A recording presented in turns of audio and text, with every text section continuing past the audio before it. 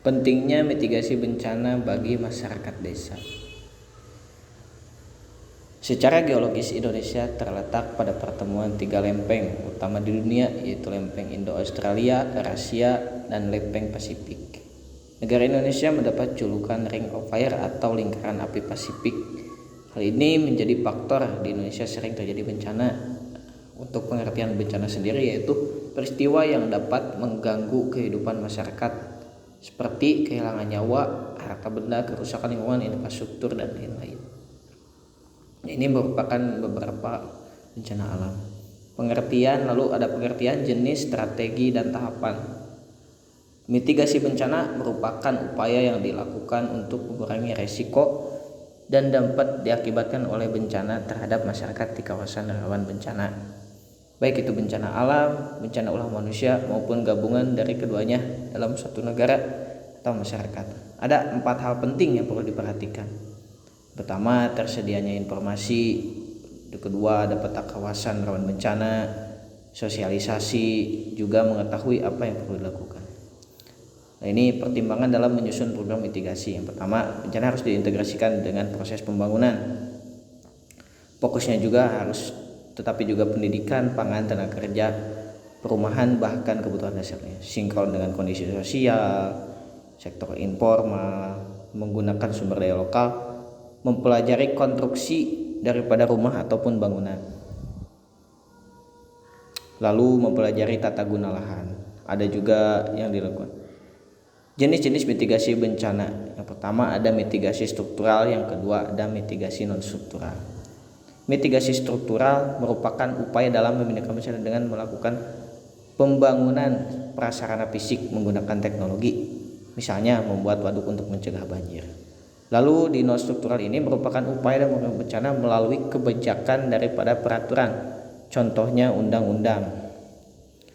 Ada undang-undang PB penanggulangan bencana, ada undang-undang kalau di desa ada penanggulangan bencana alam di desa, ada Perdes.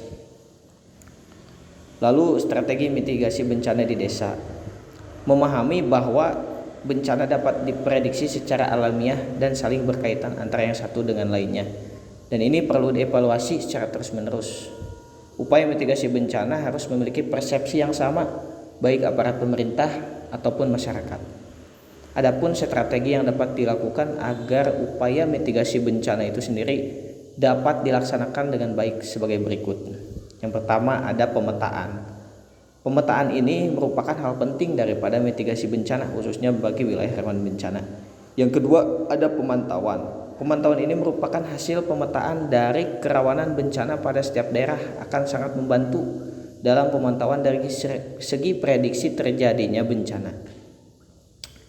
Dalam hal pemetaan akan menghasilkan sosialisasi dengan baik. Peta harus terintegrasi dengan baik, dan peta bencana harus dibuat dengan dasar yang berbeda-beda sehingga tidak menyulitkan dalam proses integrasinya. Pemantauan juga dapat dilakukan untuk pembangunan infrastruktur. Yang ketiga ada penyebaran informasi. Yang keempat sosialisasi, penyuluhan, dan pendidikan. Dalam hal penyebaran informasi ini dapat dilakukan dengan cara seperti memberikan poster atau pamflet baik dari pemerintah, kabupaten, kota, provinsi itu sampai ke desa. Ini juga sangat berperan dalam penyebaran internet, mengingat di wilayah Indonesia yang sangat luas.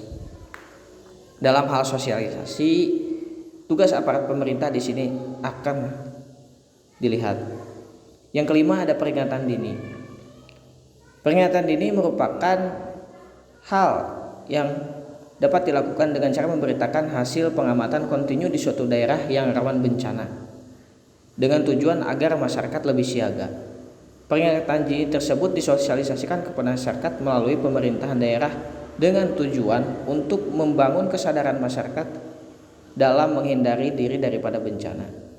Lalu ada tahapan dari penanganan bencana.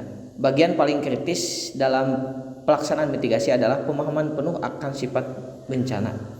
Dalam setiap negara dan daerah, tipe-tipe bahaya yang dihadapi juga akan berbeda-beda tergantung daripada kontur. Berdasarkan siklus waktunya, kegiatan penanganan bencana ini dibagi menjadi 4 kategori gitu. Yang pertama ada mitigasi bencana. Kegiatan ini dilakukan ketika sebelum terjadinya bencana. Contoh kegiatannya antara lain membuat peta wilayah rawan bencana, pembuatan bangunan tahan gempa, penanaman pohon bakau. Lalu yang kedua ada kesiapsiagaan. Lalu ada respon, lalu ada pemulihan. Nah, respon ini sendiri merupakan upaya minimal bahaya yang diakibatkan daripada bencana. Tahap ini berlangsung sesaat setelah terjadinya bencana. Dan ini merupakan contoh-contoh daripada mitigasi bencana. Satunya membangun terasering, membuat peta rawan bencana longsor, melakukan pembuatan tanggul dan penutupan rekahan di atas lereng. Mungkin itu saja yang bisa saya sampaikan dalam hal mitigasi bencana.